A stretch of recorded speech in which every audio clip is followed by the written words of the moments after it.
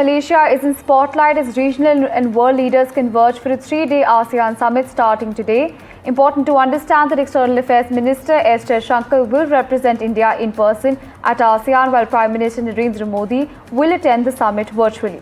Also important to understand that US President Donald Trump is among other leaders attending the meeting, while PM Modi's virtual attendance has drawn sharp criticism from the Congress, who call PM Modi's miss a fear of being cornered by the US President Donald Trump.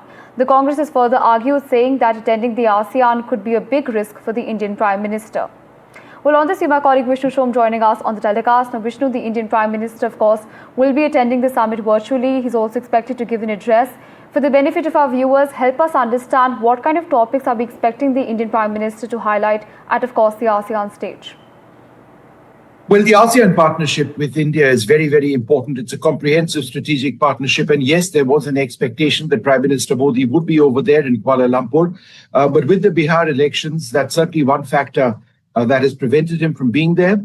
Should he have gone to Kuala Lumpur, there was an expectation of a meeting with President Trump. Obviously, that would reflect on the current state of the equation between the two countries. But I dare say there has not been a massive breakthrough as far as the trade deal is concerned. So there's nothing to necessarily show until that trade deal between India and the United States is concluded. So therefore, perhaps the thinking might be that there needs to be a little bit more time before the Indo-US relationship, which we are seeing going back and develop once again, has something very, very major to announce by way of that trade deal. That's something that both countries want.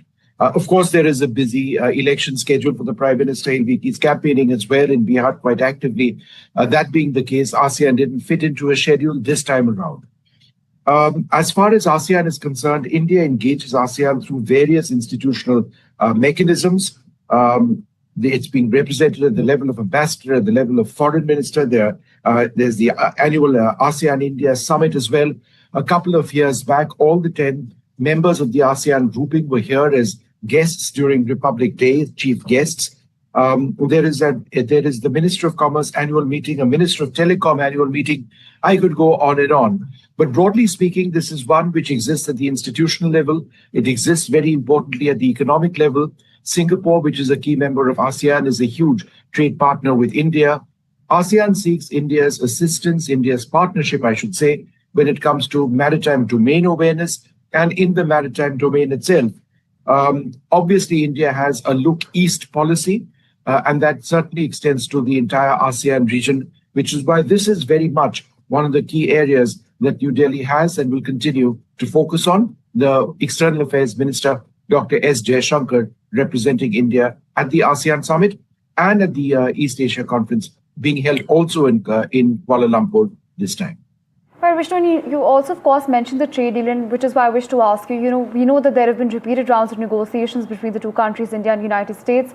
Now, where exactly do the two nations stand with respect to that at the moment? Well, India and the United States continue to have talks as far as that trade conversation is concerned. The last was an Indian delegation, which was in the United States. We've heard the Minister Piyush Goyal in recent times, in just the last couple of days, speak about how India and the United States were working towards getting that deal done.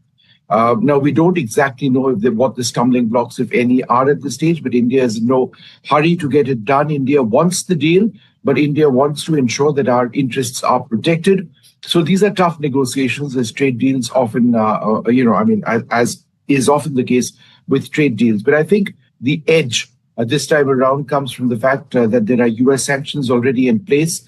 And that is a cause of huge concern. So we want the interest rate imposed by the US on Indian products to come down sharply once there is a trade deal. And we certainly want, the entire issue of sanctions imposed because of India's continued import of Russian oil to come down as well. The India-US equation at one level is in a bit of a flux that continues, and that would need to be resolved over a period of time. Right, absolutely, Vishnu. Aptly put that we want the deal, but we also want our interests to be put forth. Thank you so much for joining us and sharing those details with us.